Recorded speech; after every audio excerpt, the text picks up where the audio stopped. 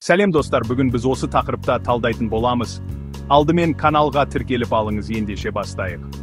Адам ағзасында терлеу табиғи әрі қажетті физиологиялық құбылыс. Тер біздің денеміздің ішкі температурасын тұрақты ұстап тұру үшін бөлінеді. Егер адам мүлде терлемесе, онда ол қатты қызып, дене қызуы көтерілуі мүмкін. Бұл тіпті өмірге қауіп төндіретін жағдайға әкелуі ықтимал. Дегенмен, кейбір адамдар қалыпты жағдайдан әлдеқайда көп терлейді. Мұндай құбылысты ғылымда гипергидроз деп атайды. Адам денесінде миллиондаған тер бездері бар. Олар негізінен екі түрге бөлінеді. Эккриндік бездер бүкіл денеге таралған, әсіресе алақан, табан, маңдай аймағында көп шоғырланған. Апокриндік бездер негізінен қолтық астында және жыныс аймағында орналасқан. Бұл бездердің бөлетін тері қоюрақ, құрамында майлы заттар бар. Тердің негізгі құрамы су шамамен 88-9%. Қалған бөлігі тұздардан, несепнәрден, сүт қышқылынан, аз мөлшерде минералдардан тұрады. Кейбір адамдардың қолдары әрдайым терлеп тұрады, ал басқалары аптап ыстықта да аз ғана тер шығарады. Бұл айырмашылыққа бірнеше фактор әсер етеді. Генетика, жүйке жүйесінің ерекшелігі, терлеуді вегетативтік жүйке жүйесі басқарады. Егер бұл жүйе шамадан тыс белсенді болса, адам тезірек терлейді. Гормондар, жасөспірім шақта, әйелдерде менопауза кезеңінде, немесе қалқанша безі ауруларында терлеу күшейеді. Ағзаның бейімделуі. Ыстық климатта тұратын адамдардың терлеуі жиірек болады. Себебі ағза жылуды шығару үшін бейімделеді. Артық терлеудің медициналық атауы гипергидроз. Гипергидроз екіге бөлінеді. Бастапқы гипергидроз нақты ауруға байланысты емес, көбіне генетикалық немесе жүйке жүйесінің ерекшелігімен байланысты. Екіншілік гипергидроз белгілі бір аурудың немесе гормондық бұзылыстың салдарынан пайда болады. Мысалы, қан диабеті, қалқанша безінің гиперфункциясы. Кей адамдар үшін артық терлеу жай ғана қолайсыздық емес, үлкен психологиялық және әлеуметтік проблема. Кәсіби салада мысалы, музыканттар, спортшылар, дәрігерлер артық терлеу жұмысты қиындатуы мүмкін. Көп адамдар дезодорант пен антиперспирантты бірдей деп ойлайды. Шын мәнінде, олардың қызметі әртүрлі. Дезодорант тек иісті жасырады, бірақ тер бөлінуін тоқтатпайды. Антиперспирант құрамындағы алюминий тұздары арқылы тер бездерінің уақытша бітелуін қамтамасыз етеді. Нәтижесінде тер бөлінуі азаяды. Терлеуді толық тоқтату мүмкін емес, бірақ оны азайтуға болатын күнделікті әдеттер бар. Киімді табиғи матадан таңдау, жуынуды жиілету. Бұл әдісте алақан мен табан аймағы арнайы су ваннасына салынып, аздаған электр тогы жіберіледі. Электр тогы тер бездерінің белсенділігін уақытша тежейді. Артық терлеуге қарсы ең танымал әрі тиімді әдістердің бірі ботулин токсинін тері астына енгізу. Нәтижесі шамамен 12 айға дейін созылады. Лазер арқылы қолтық астындағы тер бездері жойылады. Микротолқынды терапия арқылы қолтық астындағы тер бездері микротолқынның көмегімен зақымдалады. Егер жоғарыда аталған әдістер көмектеспесе, хирургиялық араласуға жүгінеді. Симпатектомия артық терлеуге жауап беретін жүйке талшықтарын киіп тастау. Кейде адамдар өмір салтын өзгертсе, терлеудің айтарлықтай азаятынын байқайды. Тамақтану, салмақты бақылау, стрессті басқару маңызды. Артық терлеумен күресуде халық медицинасында да көптеген әдіс бар. Шалфей шайы, емен қабығының қайнатпасы, ас содасы, алма сірке суы. Көп терлейтін адамдар жиі өз-өзін кінәлайды.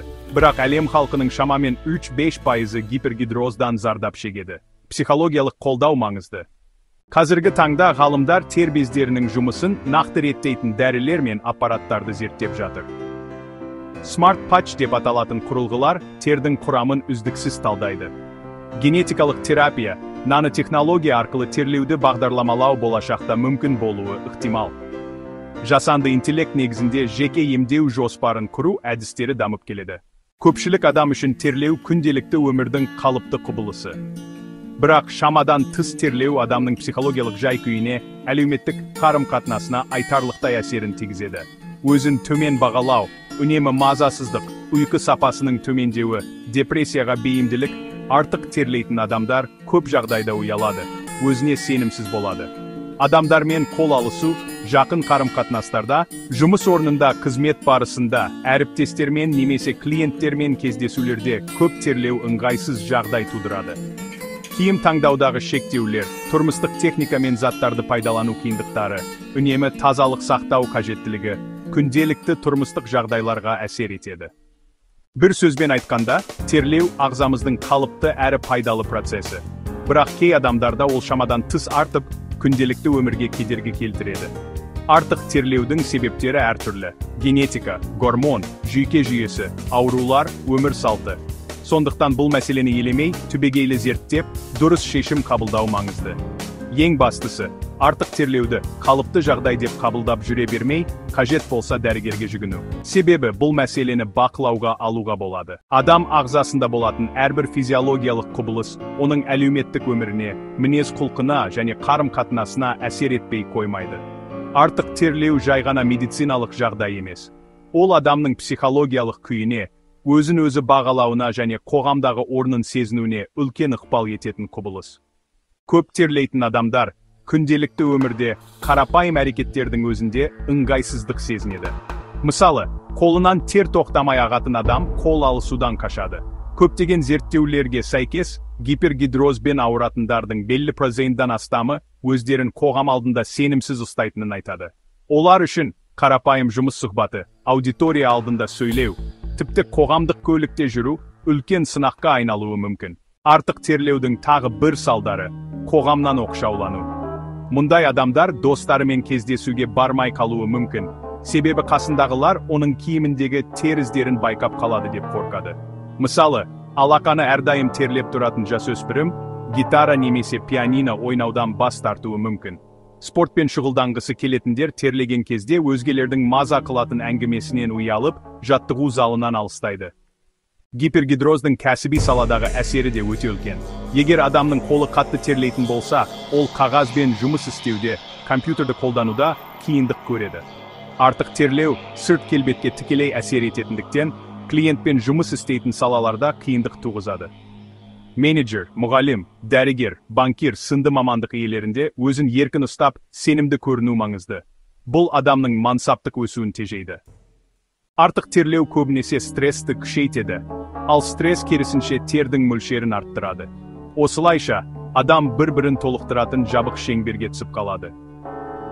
Студент емтиханға кіргенде қобалжып қатты терлейді. Ал өзі терлей бастағанын сезген сайын қобалжуы одан әрі артып, жағдай қиындай береді.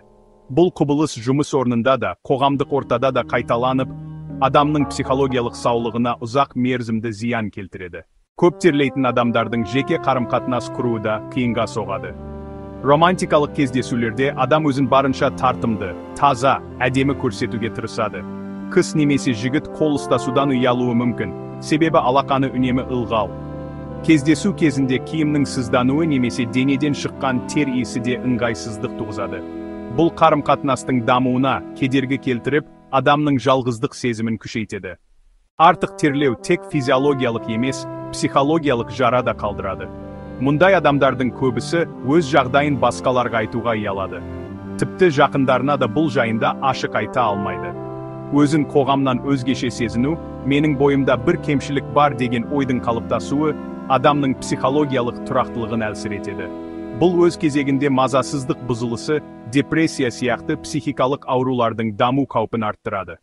Әр қоғамда терлеуге деген көзқарас әртүрлі. Кейбір мәдениеттерде бұл табиғи құбылыс ретінде қабылданады, ал кейбірінде гигиена сақтамау белгісі ретінде қарастырылады. Мысалы, ыстық климатты елдерде адамдардың терлеуі қалыпты жағдай саналады. Ал салқын аймақтарда киімнің сулануы немесе денеден тер иісінің шығуы жағымсыз әсер қалдырады. Осылайша, көп терлейтін адам тұрмысқа, мәдениетке қарай әртүрлі қиындықтарға тап болуы мүмкін. Психологиялық және әлеуметтік тұрғыдан қарасақ, артық терлеу адамның өмір сапасын айтарлықтай төмендететін құбылыс. Ол өзін-өзі бағалауға, қарым-қатынасқа, мансапқа әсер етеді. Сондықтан гипергидрозды тек медициналық мәселе ретінде емес, әлеуметтік психологиялық мәселе ретінде де қарастыру қажет. Артық терлеумен күресу тек ағза саулығы үшін ғана емес, адамның бақытты, сенімді, әрі толыққанды өмір сүру үшін де маңызды.